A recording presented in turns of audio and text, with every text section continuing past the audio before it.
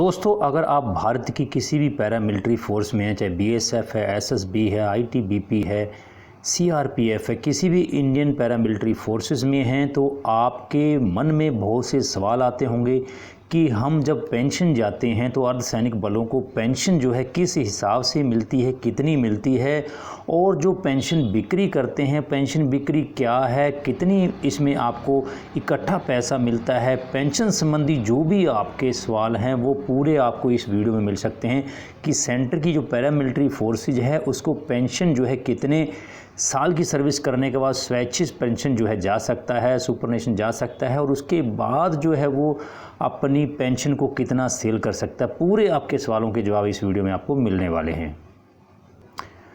नमस्कार दोस्तों, मैं हूं आपका होस्ट और दोस्त जसवंत जस्सी। स्वागत करता हूं आपका आज की वीडियो में और आपके अपने YouTube channel Jaswant Jassi official में।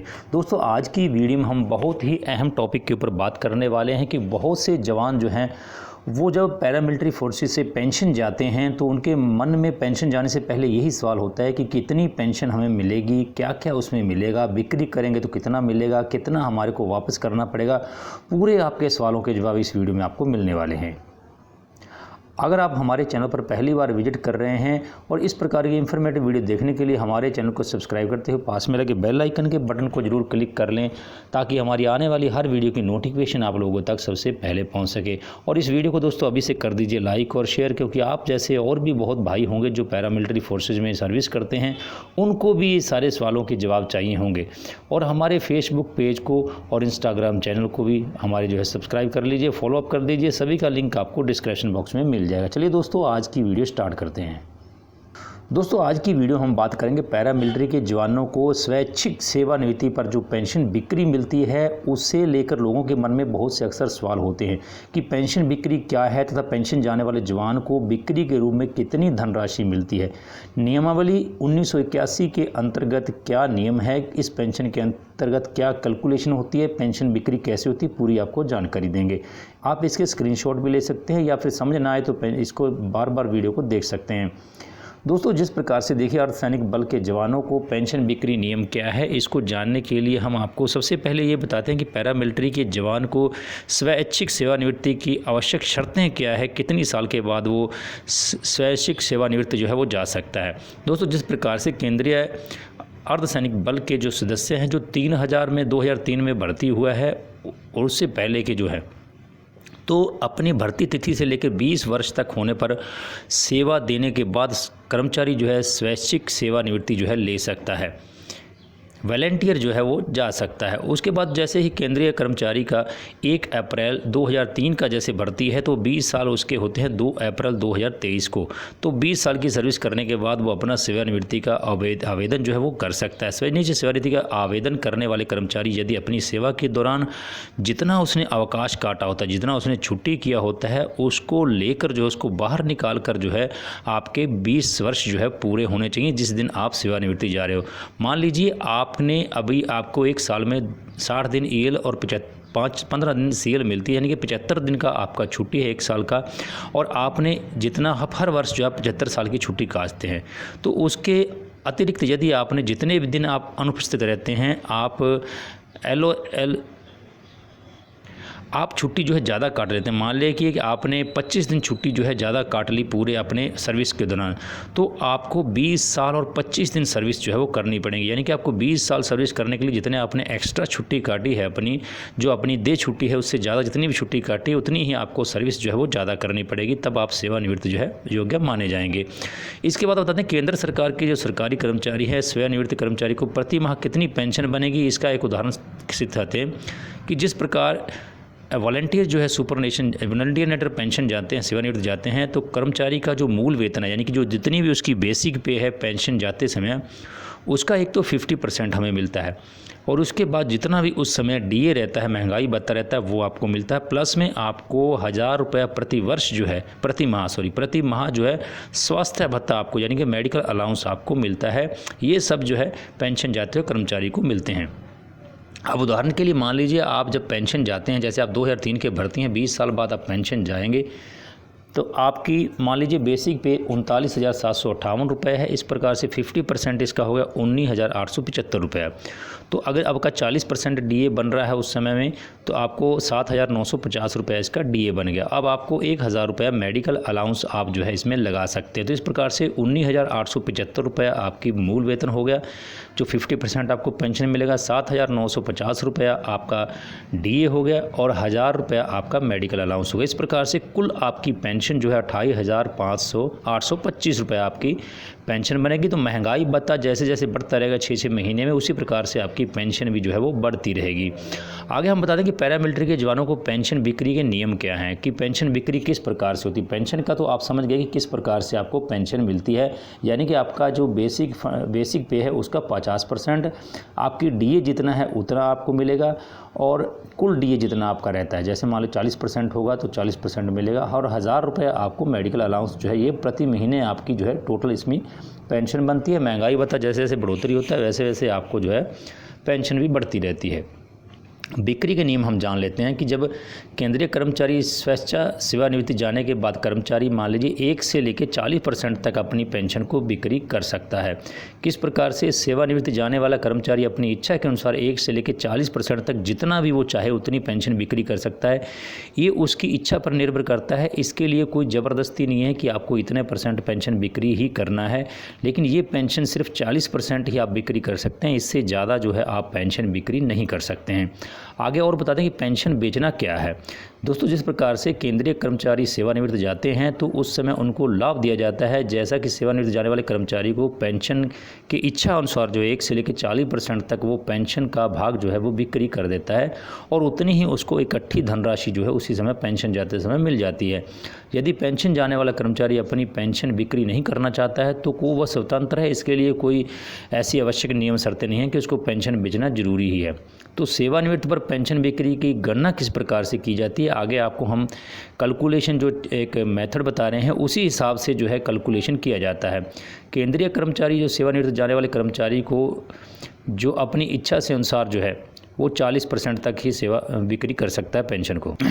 आप स्क्रीन पे पेंशन कम जो चार्ट देख रहे हैं, फैक्टर चार्ट देख रहे हैं, उसी हिसाब से आपको पेंशन जो है वो बिक्री करी जाती है। जैसे आप 33 वर्ष के हैं तो आपको इतनी पेंशन, जो आपको बता दें कि जिस समय आप पेंशन जा रहे हैं उससे नेक्स्ट आपकी एज जो है उससे ही इसका कैलकुलेशन जो है किया जाता है फैक्टर के हिसाब से।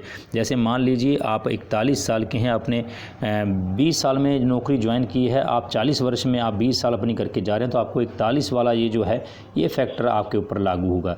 आपकी जितनी एज है उसी हिसाब से आप देख लीजिए। जैसे आप 50 साल की एज में पेंशन जा रहे हैं तो आगे जो 51 साल वाला फैक्टर है इसके अनुसार आपकी पेंशन जो है वो कैलकुलेट की जाएगी। तो आप इसको स्क्रीनशॉट भी ले सकते हैं।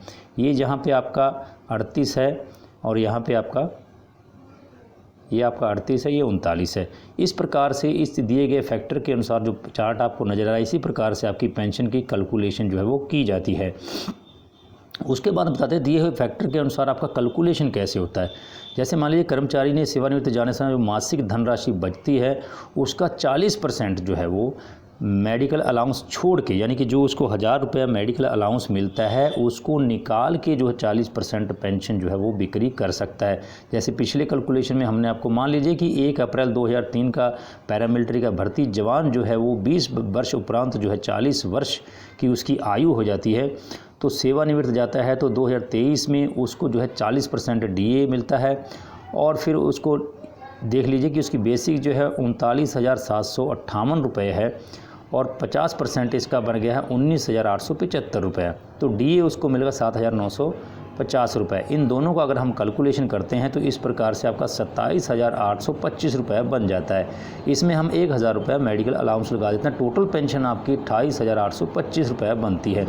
अगर बिक्री हम करेंगे तो ये जो मेडिकल अलाउंस है हर महीने 1,000 रुपये ये इसमें जुड़ता नहीं है। तो इस प्रकार आपकी 27,000 ये 27,825 रुपये बनी, इसका 40% आप बिक्री करेंगे तो आपका एक महीने का 11,130 रुपये जो है आपका बिक्री हो जाता है। तो इस प्रकार से जो पेंशन की बिक्री का जो सूत्र है वो क्या है, पेंशन का 40% गुणा में 12 गुणा में आपकी उम्र के सामने जो फैक्टर आपको दिया गया था उसके साथ इसको कैलकुलेशन करते हैं। जैसे मान लीजिए आपका एक वर्ष का, एक महीने का पेंशन जो आपने बिक्री किया 40%, जब आपकी पेंशन जो है 27,825 रुपये बन रही थी, तो आपने 11,130 रुपये बिक्री किया है। 12 गुणा में 9.075% के हिसाब से इससे आपका मल्टीप्लाई होता है। तो ये आपका 12,12,057 रुपये जो है आपको जब आप पेंशन जाते हैं 20 साल की सर्विस करने के बाद, 2003 का जो सिपाही है या हवलदार है वो जब भी पेंशन जाएगा तो अगर वो बिक्री करता है अपनी पेंशन को तो 12,12,057 रुपया उसको जो है इकट्ठा पैसा जो है वो मिलेगा। आपको बता दें कि 40% बिक्री होने पर पेंशन जाने वाला जवान जो है मासिक किस्त कितनी कटेगी, तो देख लीजिए 11,127 रुपये जो है उसकी किस्त कटेगी, क्योंकि उसने बिक्री कर दिया 40% अपने एक महीने की पेंशन को। तो इस प्रकार से आपकी टोटल पेंशन जो है 28,125 बन रही थी, तो इसमें से 11,123 रुपये जो है आपका माइनस हो जाएगा। तो आपको टोटल पेंशन जो है वो आपकी 17,695 रुपये आपकी मासिक पेंशन जो है आपको मिलेगी। लेकिन आपको इकट्ठा पैसा जो है 12,12,057 रुपये आपको मिल जाएगा। उसके बाद हम देखते हैं कि आपको मेडिकल अलाउंस और इसमें लगता है। तो इस प्रकार से दोस्तों आप ऊपर दी गई तालिका के अनुसार समझ गए हैं कि आपकी उम्र के अनुसार आप जब भी पेंशन जा रहे हैं उससे नेक्स्ट वर्ष का जो फैक्टर है वो आप पे लागू होता है। यानी पेंशन जाते समय आपकी उम्र 40 वर्ष है तो उससे आगे जो 41 वर्ष वाला फैक्टर है वो आपको जो है उसमें गुणा करने से, उदाहरण है जैसे 20 साल में आप पेंशन जा रहे हैं तो 40 वर्ष है, उसकी आगे का जो अंतिम आपकी जो पेंशन हो, बेसिक पेंशन होगी 39,758 रुपया, और आपको जो पेंशन बिक्री की जो धनराशि मिलेगी 12,12,057 रुपया आपको मिलेगा। इसके बाद देखते हैं पेंशन बिक्री से मिली जो राशि है वो सरकार को वापस कैसे करनी होती है आपने। ये बहुत सा कन्फ्यूजन रहता है कि बहुत से लोग बोलते हैं कि बिक्री पेंशन कर देता हूँ, लेकिन सरकार लेती कितना है ये भी आपको बता दें हम। देखिए जो पेंशन बिक्री का जो नियम है वो इस प्रकार से है कि जो भी पेंशन कार्मिक जाता है वो पेंशन अपनी बिक्री करता है तो गवर्नमेंट जो है ब्याज के सहित आपसे पूरा कैलकुलेशन करके वो पैसा अपना वापस लेती है। जैसे पेंशन मान लीजिए 40% है, 40 पेंशन पहली पेंशन का 40% गुणा में 12 गुणा में 15, यानी कि पेंशन आपने 40% बिक्री की है, उसका गुणा में 12 और गुणा में 15, यानी कि आपकी ज़्यादा से ज़्यादा पेंशन जो है वो 15 साल तक ही बिक्री होती है, उससे ज़्यादा नहीं होती, और 40% से ज़्यादा नहीं होती है। ये ध्यान रखिएगा, 40% से आपकी ज़्यादा पेंशन बिक्री नहीं होगी और 15 साल जो है इसकी लास्ट लिमिट है भी 15 साल से ज़्यादा बिक्री नहीं होती। 40% और 15% गुना में 12 करके अगर आप देखते हैं तो आपको हर महीने जो है 11,130 रुपये जो है वो सरकार का जो है आपको वापस देना होता है। पेंशन से मिली राशि का हर महीने आपको 11,130 रुपया वापस देना होता है। अब देखिए कुल राशि आपको कितनी देनी पड़ती है। 11,130 रुपये आप हर महीने देते हैं, 12 गुना में 15 करके आपका होता है 20,03,400 रुपया, यानी कि लगभग डबल से थोड़ा कम, डबल करके ही आपको वापस करना है पड़ता है गवर्नमेंट को फ़ायदा। अब आप सोचेंगे कि गवर्नमेंट को पैसा तो हम डबल करके दे रहे हैं, फिर फ़ायदा क्या है पेंशन बिक्री करने का, वो भी आपको आगे बता रहे हैं कि पेंशन बिक्री करने का फ़ायदा क्या है और नुकसान क्या है। आप देख लीजिए, इस हिसाब से आपको 20,03,400 रुपये आपको वापस करना है, और जबकि आपको मिला कितना 12,12,057 रुपया मिला है, तो आपको 79,000 रुपया यानी कि लगभग आपको वापस करना होता है गवर्नमेंट को इंटरेस्ट के रूप में। यानी कि 15 वर्षों में 180 किस्त बनती है और आपको 7,91,383 रुपये जो है आपको वापस करना पड़ता है ब्याज का। सॉरी, हम यहाँ गलत पड़ गए, यहाँ पे 7,51,343 रुपया आपको जो है अधिक वापस करना पड़ता है। यानी कि अपनी टोटल धनराशि जो है वो 20,03,400 रुपया वापस करनी पड़ेगी गवर्नमेंट को, जबकि मिली है आपको 12,12,000 रुपया। तो आगे आप कन्फ्यूज में मत आइए, आगे आपको फ़ायदे और नुकसान भी बताएंगे क्या क्या है। जो पेंशन आप बिक्री जिस समय आपने बिक्री की है उसी हिसाब से उसका कैलकुलेशन हो।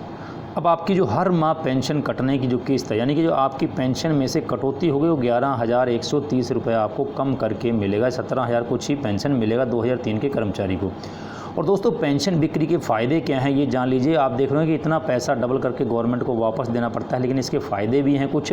तो कर्मचारी को एक मुफ्त यानी कि एक इकट्ठी धनराशि मिल जाती है, इनकम टैक्स से राहत मिलती है, कोई आईडी प्रूफ या प्रोसेसिंग फ़ीस नहीं देनी पड़ती। जैसे आप पर्सनल लोन बैंक से लेते हैं या होम लोन लेते हैं तो वहाँ पे आपको प्रोसेसिंग फ़ीस, कागज़ पत्र सब देना पड़ता है, लेकिन यहाँ आपको कोई भी आईडी प्रूफ प्रोसेसिंग फ़ीस नहीं देनी पड़ती। आपको इकट्ठा पैसा जो है आपके पेंशन जाते समय मिल जाता है। तो आपकी जो इकट्ठी धनराशि आपको मिलती है उसमें कर्मचारी कोई भी अपना बड़ा काम, बिजनेस स्टार्ट कर सकता है या उसका कोई बड़ा काम है वो कर सकता है। मासिक किस्त के कारण आपको पैसा जो है वापस देना पड़ता है, इसलिए आपके ऊपर ज़्यादा बोझ जो है वो नहीं लगता है। पेंशन गए कर्मचारी की अगर आपातकालीन या कैसी भी उसकी मृत्यु हो जाती है तो उसकी जो नॉमिनी होती है उसको वो जो पेंशन बिक्री का पैसा होता है वो उसको वापस नहीं करना पड़ता है, वो सरकार उसको वापस नहीं लेती है और पेंशन जो है वो उसकी नॉमिनी के नाम पे ट्रांसफ़र होती है, पेंशन उसकी नॉमिनी को मिलती रहती है। ब्याज दर कम होने से जो है कटौती जो है कम होती है, इसलिए उसको समान किस्तों में देना जो है ठीक रहता है, क्योंकि ब्याज चाहे कम हो चाहे ज़्यादा हो, किस्त आपकी उतनी ही बनेगी। जैसे 11,130 रुपये है उतनी ही आपकी कटौती होनी। अब इसके नुकसान भी जान लीजिए कि पेंशन बिक्री के नुकसान क्या हैं। पेंशन बिक्री के नुकसान भी है, 15 साल तक आपको मासिक पेंशन किस्त जो है वो कटने के कारण कम मिलेगी। जैसे मान लीजिए आपकी 2003 वाले की पेंशन अगर वो 20 साल करने के बाद जाता है 28,000 पेंशन बनती है, तो इस हिसाब से उसकी जो है 27,000 ही पेंशन बनेगी। तो ब्याज सहित लगभग 2 गुना राशि आपको वापस करनी पड़ती है, ये भी इसका नुकसान है। यदि पेंशन बिक्री करने की राशि काम में ना आई तो ब्याज आपको बेफालतू ही देना पड़ेगा। मान लीजिए आप इकट्ठा पैसा ले जाते हैं, किसी को आपको रिश्तेदार मांग के लिए था, कहीं आपने बिजनेस स्टार्ट किया नहीं चला या किसी कारणवश लगा भी नहीं है, कुछ काम में नहीं आया, तो आपको उसका ब्याज जो है 15 साल तक बिना कारण के ब्याज देना पड़ेगा। पेंशन कम होने के कारण जो है आपको आर्थिक तंगी जो है वो महसूस हो सकती है, क्योंकि पेंशन जो बिक्री की है उसको कटेगी किस्त उसकी और आपको पेंशन जो है हाथ में कम मिलेगी। 15 वर्षों तक इसका कर्ज जो है वो आपके ऊपर बोझ जैसा लगेगा कि मैंने एक लोन ले रखा है, 15 साल तक उसका जो है कटौती होनी है। पेंशन बिक्री में मिली राहत राशि जो है कार्मिक को यदि सरकार को इकट्ठा पैसा वापस करना चाहे, मान लीजिए कर्मचारी जो है पेंशन चला जाता है, वो घर पे चला जाता है, वहाँ जाके उसकी जो राशि है वो किसी काम में नहीं आती है और वो सोचता है कि मैं जिस काम के लिए इसको निकलवाया था, पेंशन बिक्री किया था, मेरा वो काम हो नहीं रहा तो मैं गवर्नमेंट को वापस कर दूँ, तो ये बिल्कुल भी नहीं होगा। आप गवर्नमेंट से दी हुई राशि को जो पेंशन द्वारा इकट्ठी मिली है उसको वापस नहीं कर सकते हो, वो आपको किस्तों के द्वारा 15 साल में ही 180 किस्तों में वापस करनी होगी। तो पेंशन जाने वाले कर्मचारी को कमाने का यदि कोई साधन नहीं किया तो मासिक किस्त कटने के बाद उसको आर्थिक समस्या जो है वो बनी रह सकती है, क्योंकि उसको पेंशन बहुत कम मिलेगी। तो आने वाले महंगाई के टाइम में 17-18 हज़ार रुपये में गुजारा जो है बड़ा मुश्किल है। अगर वो अपनी पेंशन बिक्री के बाद जो है बिजनेस स्टार्ट नहीं करता या कोई काम नहीं करता तो बहुत ही आर्थिक तंगी उसको जो है झेलनी पड़ सकती है। मुझे यकीन है दोस्तों कि आप अगर केंद्रीय कर्मचारी हैं, केंद्रीय अर्धसैनिक बल के सदस्य हैं, तो आपको पेंशन के संबंध में आपके सारे डाउट जो है वो क्लियर हो गए होंगे। आप अगर किसी भी सन में भर्ती हैं, 2003 में हैं, 2002 में हैं, 2001 में हैं, आप अपनी बेसिक के हिसाब से जो आपको हमने टेबल दिखाया उसके हिसाब से अपनी कैलकुलेशन करके अपना जो है बना सकते हैं। फिर भी आपका कोई कमेंट हो तो प्लीज़ वीडियो में कमेंट जरूर कीजिए। वीडियो अच्छी लगी तो लाइक कीजिए, अच्छी लगी तो भी लाइक कीजिए, ना लगी तो कमेंट जरूर कीजिए कि वीडियो आपको कैसे लगी। मैं मिलता हूं फिर से आपको नई वीडियो में, तब तक आप बने रहिए हमारे चैनल जसवंत जस्सी ऑफिशियल के साथ। वीडियो को ज़्यादा से ज़्यादा लाइक शेयर करते हुए हमारे चैनल को सब्सक्राइब करते बेल नोटिफिकेशन को जरूर ऑन कर लें। नमस्कार, जय हिंद, जय भारत।